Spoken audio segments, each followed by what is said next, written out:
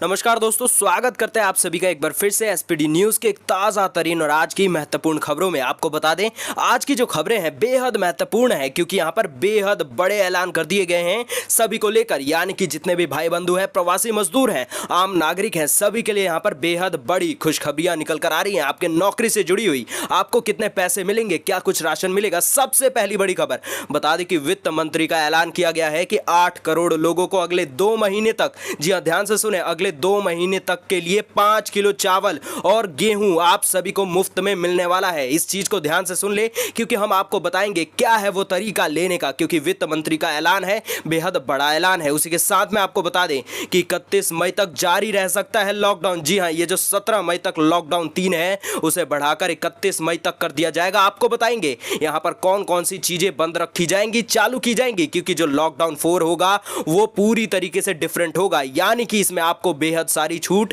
देखने को मिल सकती है। इसलिए आपको वीडियो को ध्यान से देखना है, एक एक करके सारी डिटेल के बारे में हम बात करने वाले हैं। वहीं जो अगली बड़ी खबर, बेहद बुरी और बेहद भयानक खबर, आपको बता दें कि WHO की मुख्य वैज्ञानिक ने कह दिया है कि कोरोना को काबू करने में लग सकते हैं 5 साल। जी हां, अब आप सोच सकते हैं कि 5 साल यहां पर कोरोना को काबू करने में लगेगा। उसकी दवाई कब तक बनेगी इसका कुछ भी अता पता नहीं है और यहां पर कोरोना की महामारी जल्द दुनिया से खत्म नहीं होगी। और साथ ही आपको बता दें कि पैदल जा रहे श्रमिकों ने लगाया यमुना एक्सप्रेस वे पर जाम। जी आप सभी को बता दें कि बेहद नाराज, बेहद दुखी हैं और मायूस भी। जी आपको बता दें कि घर तक छोड़ने की इनकी मांग है। आप सबसे रिक्वेस्ट करेंगे कृपया ये सारी चीजें मत कीजिएगा क्योंकि आप सभी के लिए मदद जल्द से जल्द पहुंचेगी। थोड़ा समय जरूर लगेगा लेकिन मदद आप सभी तक पहुंचेगी। वहीं आपको बता दें कि रेलवे ने रद्द कर दिए हैं 30 जून तक के सभी टिकट। जी आपको बता दें कि रिफंड दिया जाएगा, लेकिन बेहद दुखद वाली खबर, श्रमिक स्पेशल ट्रेन पर कोई भी असर नहीं पड़ेगा। ध्यान से समझें इस बात को, आपको एक एक करके सारी डिटेल देंगे क्योंकि यहां पर आप गलत तरीके से न्यूज को बिल्कुल ना समझे। रेलवे ने टिकट रद्द किए हैं, श्रमिक ट्रेन पर कोई भी असर नहीं होगा। इसी के साथ आपको बता दें कि यहां पर सिर्फ 40 मिनट में दिल्ली से मेरठ, यूपी, इन सभी के लाखों लोगों को जो भी है वो फायदा मिलने वाला है। सिर्फ 40 मिनट लगेंगे जाने में। आपको पूरी डिटेल देंगे क्या कुछ इसके बारे में घोषणा की गई है, खबर आ रही है। अब उसी के साथ जो अगली बड़ी खबर आ रही है कि यहां पर 15 तारीख से शुरू कर दी जाएंगी बस सेवाएं। जी हां, आप सभी को पूरी डिटेल देंगे कि यहां पर क्या कुछ खबर निकल कर आ रही है, कब से चलेगी, कितने लोग बैठेंगे,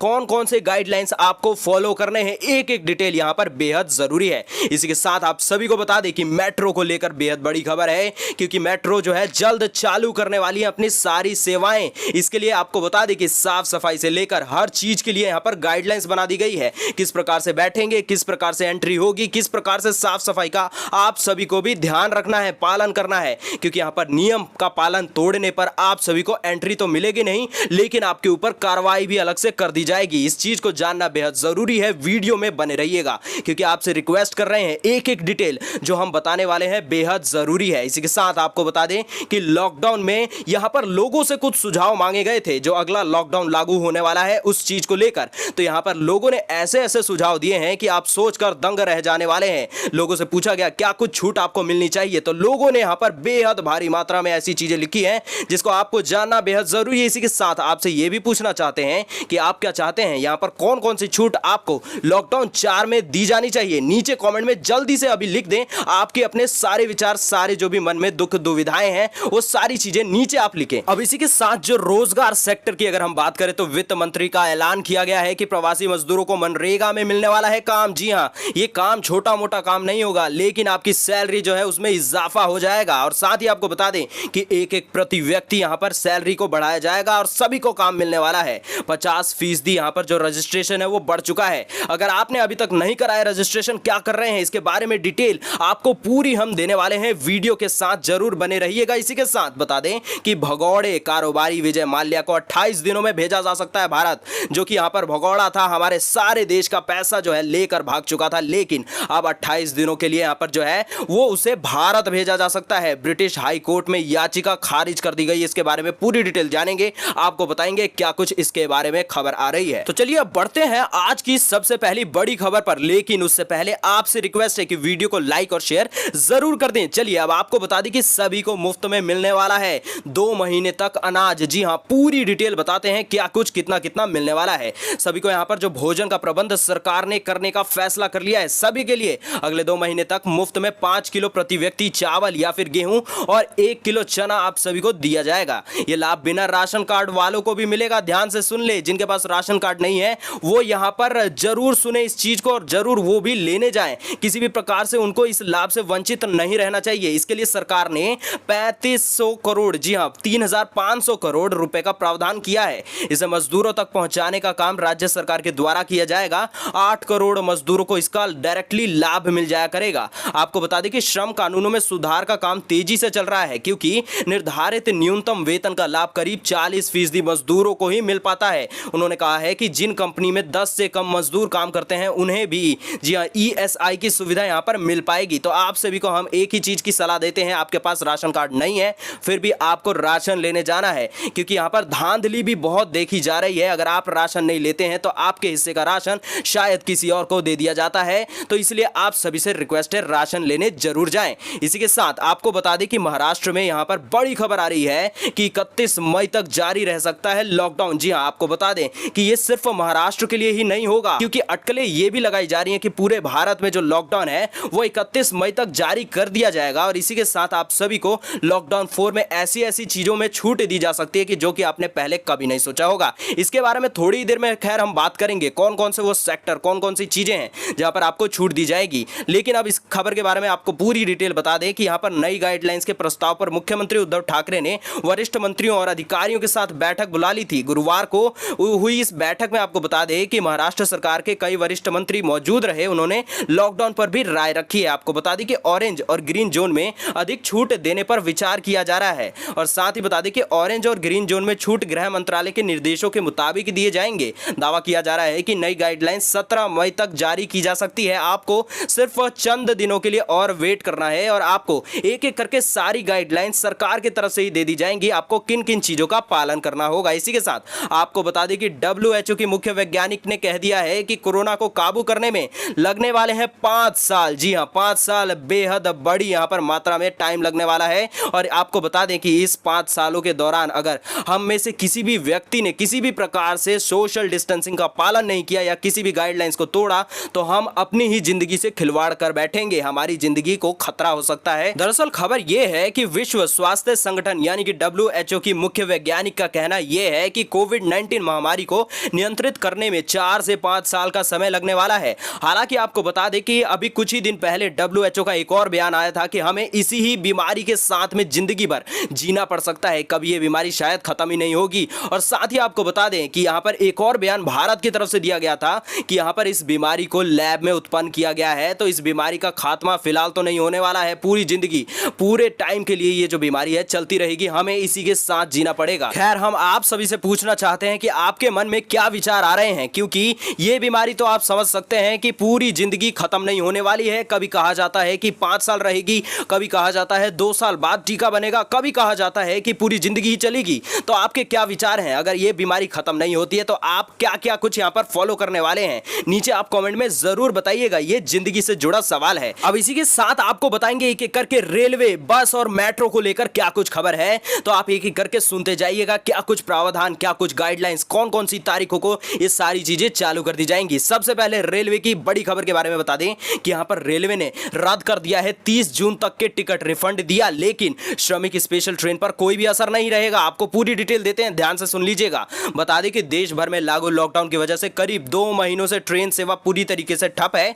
ऐसे में जिन लोगों ने पहले ही टिकट बुक करवा दिए थे उनके टिकटों को रद्द कर दिया गया है। ध्यान से सुने, जो पहले टिकट बुक हुए थे उनको रद्द किया गया है। भारतीय रेलवे ने 30 जून तक की बुकिंग रद्द करके सभी टिकटों का रिफंड जारी कर दिया है, उन सभी को दे दिया है वापस। अगर आपके पास रिफंड नहीं आया तो नीचे जल्दी से लिखें। और साथ ही आपको बता दें कि 12 मई से भारतीय रेलवे ने 15 स्पेशल ट्रेनें चलाने का फैसला किया था, जो कि राजधानी दिल्ली से देश के अन्य 15 शहरों को जोड़ने वाली थी। आपको बता दें कि ये ट्रेनें जोड़ी के हिसाब से चलेंगी, यानी कि दिल्ली से जाकर वापसी की व्यवस्था भी होने वाली है।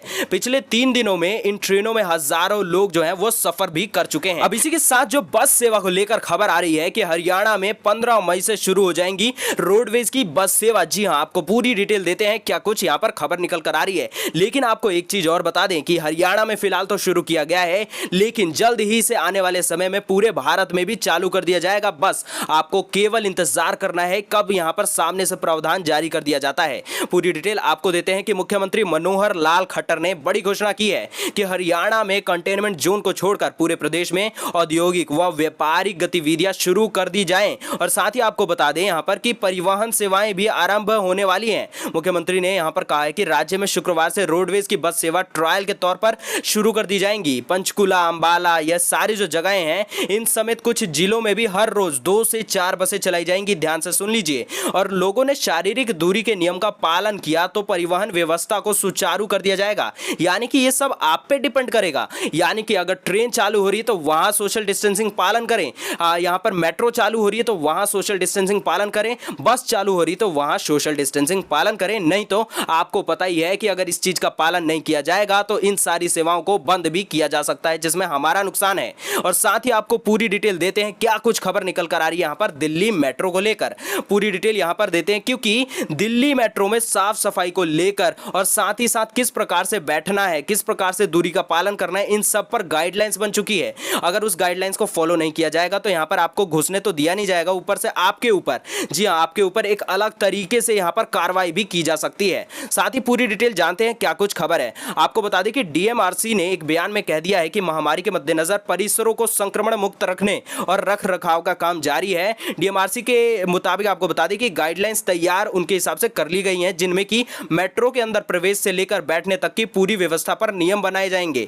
डीएमआरसी ने कह दिया है कि 264 स्टेशनों और साथ ही 2200 से अधिक कोच, 1100 से अधिक एस्केलेटर और 1000 से अधिक लिफ्ट को संक्रमण मुक्त करना एक बेहद बड़ा काम है। और इन्हीं सब चीजों पर फिलहाल काम चल रहा है, क्योंकि जल्द ही मेट्रो को चालू कर दिया जाएगा। इसके अलावा मेट्रो के शुरू होने के बाद यात्रियों से ट्रेनों और मेट्रो परिसर में सामाजिक दूरी बनाए रखने का अन्य नियमों का भी साथ ही में पालन कराने को भी लेकर चर्चा की जा रही है। यानी कि सारी चीजें डिपेंड करती हैं आपके ऊपर। जैसे इन सारी सुख सुविधाओं को चालू किया जाएगा, अगर आपने सोशल डिस्टेंसिंग का नियम का पालन किया तभी ये सारी सुख सुविधाएं आपको मिलने वाली हैं और इन सारी चीजों को सुचारू रूप से चालू रखा जाएगा। तो आपसे पूछते हैं कि अगर ये सारी सुख सुविधाएं आपको मिल जाती हैं, ट्रेन चालू हो चुकी है, बस चालू कर दिया जाए, मेट्रो चालू कर दिया जाए, तो क्या आप इस चीज का पालन करेंगे जो सोशल डिस्टेंसिंग है, या फिर नहीं? नीचे जल्दी से लिख दें। अब इसी के साथ आप सभी को बताते हैं कि यहां पर जब लोगों से पूछा गया कि लॉकडाउन 4 में आप सभी को क्या क्या छूट चाहिए, तो लोगों ने यहां पर बेहद सारे जवाब दिए हैं। आपको एक एक करके बताते हैं।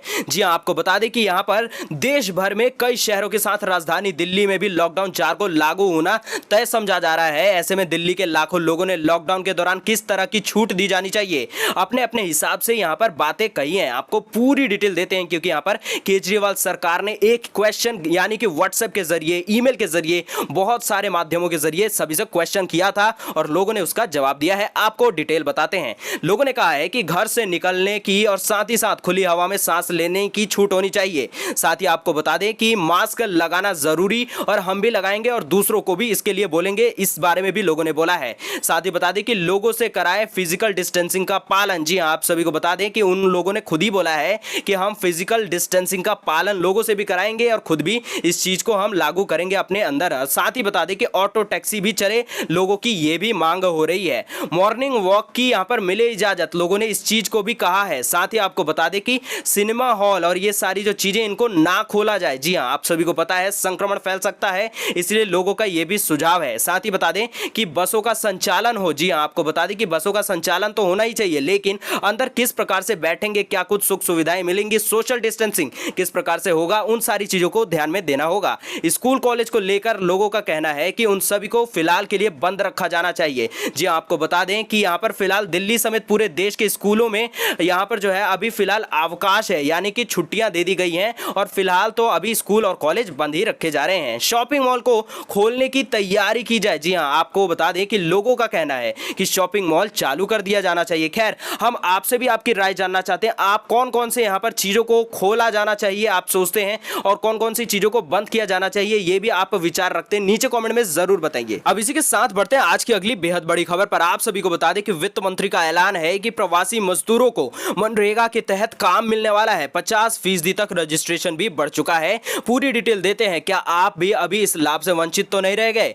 एक बार डिटेल जरूर सुन लीजिएगा। आपको बता दें कि वित्त मंत्री निर्मला सीतारमण ने गुरुवार को राहत पैकेज से जुड़ी अपनी लगातार दूसरी प्रेस कॉन्फ्रेंस में कहा कि बड़ी संख्या में अपने राज्य को लौटने वाले प्रवासी मजदूरों के लिए सरकार जो है सहायता करने वाली है। किसी को भी मायूस होने की जरूरत नहीं है। प्रवासी मजदूरों को मनरेगा के तहत काम दे दिया जाएगा। 50% 50% तक रजिस्ट्रेशन बढ़ा दिया गया है। इसी के साथ उन्होंने कहा कि 13 मई तक 14.62 करोड़ लोगों को काम भी दिया जा चुका है। ध्यान से सुन ले, अगर आप इस लाभ से वंचित रह रहे हैं तो क्या कर रहे हैं आपको बता दें कि अब तक इस समय तक जो करीब 10,000 करोड़ रुपए खर्च भी किए जा चुके हैं। बड़ी खबर है, आपको बता दें कि वित्त मंत्री ने बताया कि कल तक 1.87 लाख ग्राम पंचायतों में 2.33 करोड़ लोगों को काम दिया गया है। तो आप सभी को भी इस लाभ से वंचित नहीं रहना है। मनरेगा के तहत आपको काम मिल सकता है, तो इस काम को आप जरूर लीजिएगा। अब जो अगली बड़ी खबर आ रही है, आपको बता दें भगोड़े कारोबारी विजय माल्या को लेकर है कि यहां पर 28 दिनों में भेजा जा सकता है भारत। जी हां, ब्रिटिश हाई कोर्ट में याचिका खारिज कर दी गई है।